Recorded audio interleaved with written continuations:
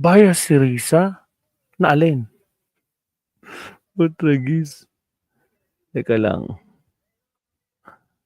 Naka-live pala si Attorney Recto ngayon. Ngayon mismo. Villanueva at Sudero ang dalawang politiko na sobrang sobrang kinamihan. Tapos, sige na nga lang. Ano ba ang topic nito iba? Summon kay Sara. Okay na to. Sige nga, pakinggan natin to. Si Risa daw. Kailangan mag-inhibit. Really?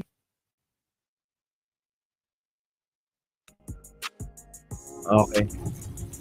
Ako umpisa lang ni Attorney 8 minutes ago. 8 Yun minutes. ang pagiging bias. Isa pa. Okay. Attorney. Okay. Balik kami sa Mga iyo. kabunyog, mga kababayan. Ito, ang latest na ngayon tungkol sa impeachment. Si Sara Duterte nagsalita. Sabi ni Sara Duterte, dapat mag-inhibit daw sina Senadora Risa Hontiveros. Binanggit niya pa si Coco Pimentel. Ito daw sila Coco at sila Pimentel at sila Risa. Pinapa-inhibit? Bakit? Takot na takot? Akala ko pa bloodbath. Bakit takot? Kasi ang ginagawa ng mga senador mo. Senador nyo yan, hindi senador ng Pilipinas, senador mo eh. Tagapagtanggol mong senador na impartial kuno.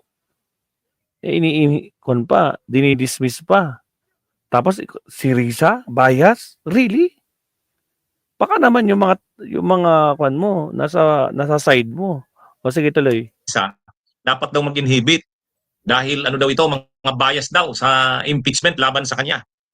Yan ang ang tindi ni Sara, Ito ang sagot ni Sara sa kahilingan ng maraming grupo na sila Padilla, sila Bato ay mag-inhibit dahil sa garapalan nito na pagiging pagpuprotekta kay Sara sa issue ng impeachment.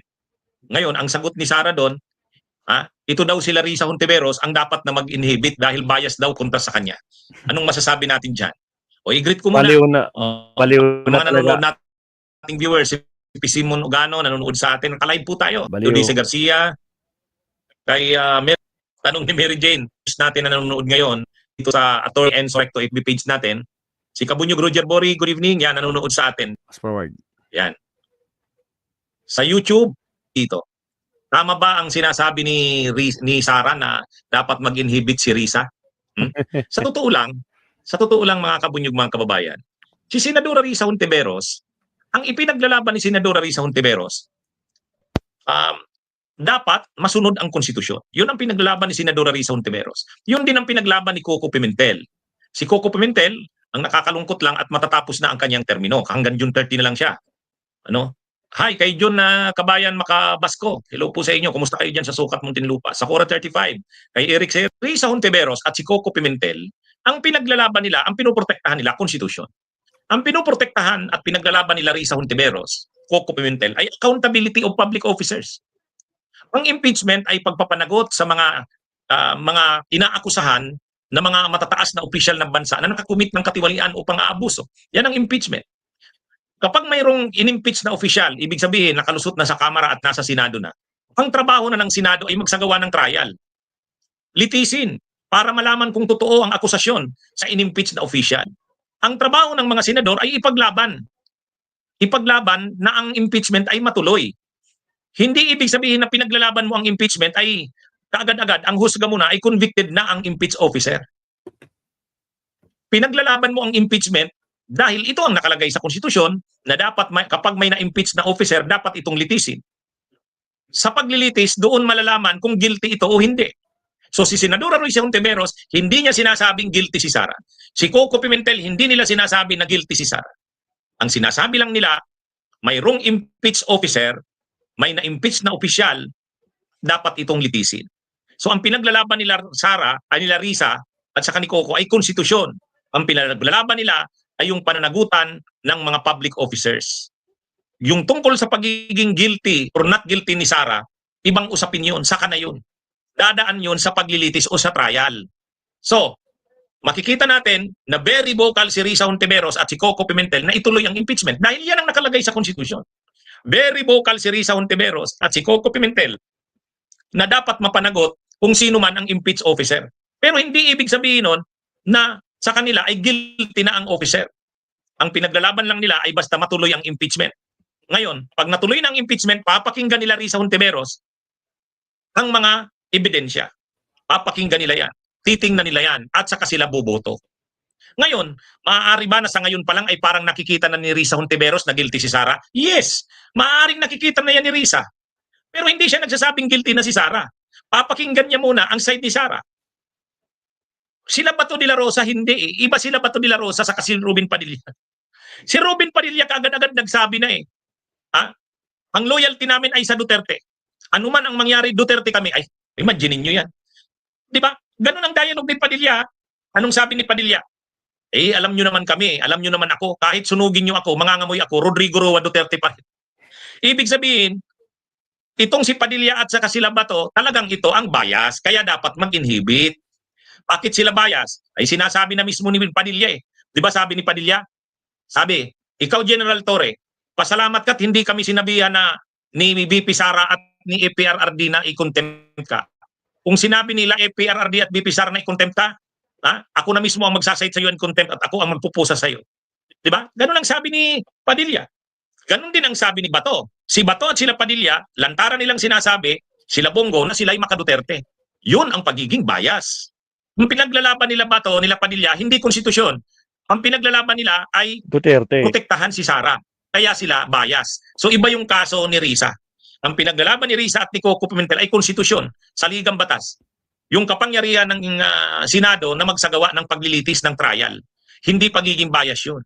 Yan naman talaga ang nasa konstitusyon. So kapag pinaglaban mo ang konstitusyon, kapag pinaglaban mo ang accountability of public officers, hindi yan pagiging bias. Kasi yan naman talaga dapat ang ginagawa ng mga senador. Pero sila Padilla, sila Bongo, sila Bato, ang pinaglalaban nila, pinoprotektahan nila, si Sara, ang mga Duterte. So yan ang bias. So malaking pagkakaiba. Malaking pagkakaiba. Ang gusto kasing palabasin ni Sara, kung gusto daw naman ipa-inhibit si Bato, sila Padilla, sila Bongo, dapat daw mag-inhibit si Risa sa sila Coco. Magkaiba. Si Risa, hindi naman siya nagsasabi, si Risa, na guilty si Sara. Ang sinasabi ni Risa, dapat sundin ang konstitusyon.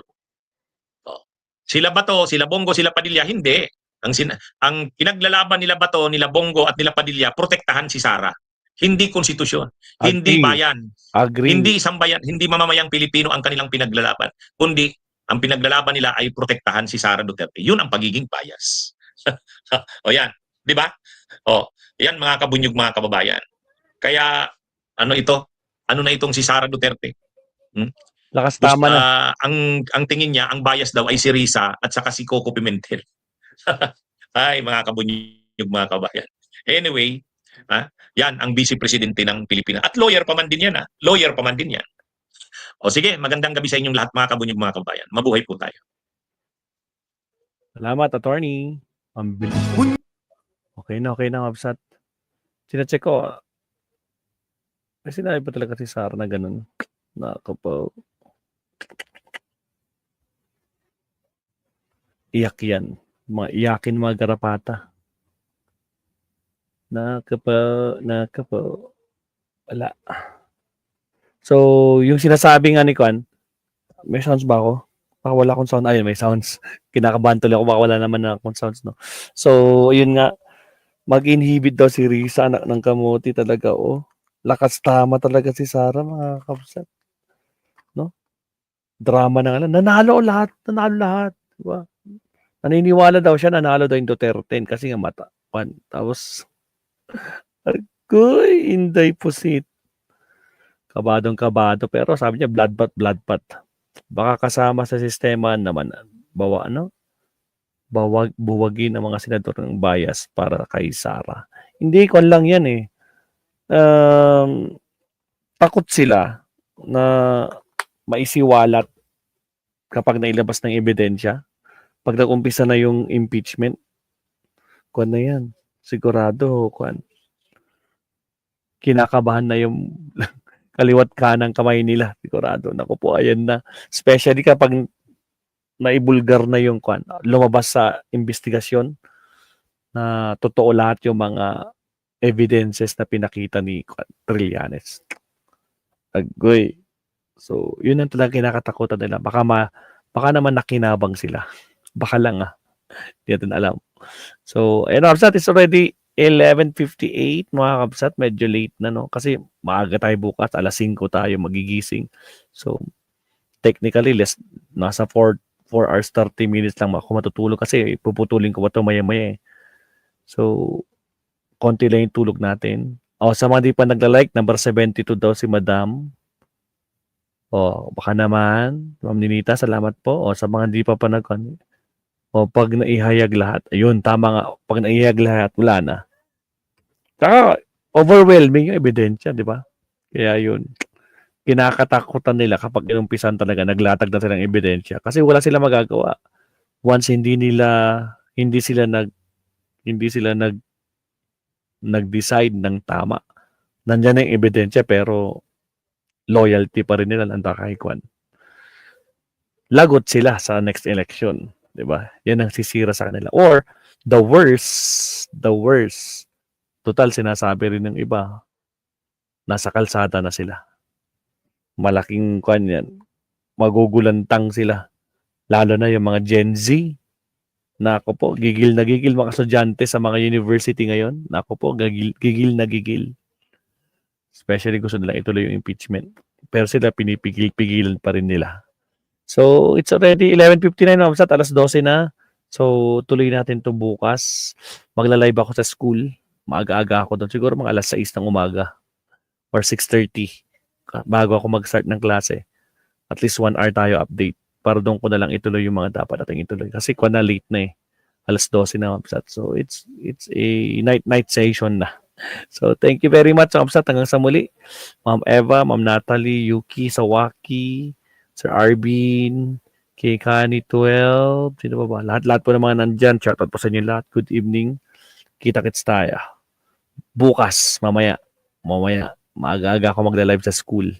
Salamat po. Thank you very much. And happy Father's Day po. Salamat. Paalam. Bye.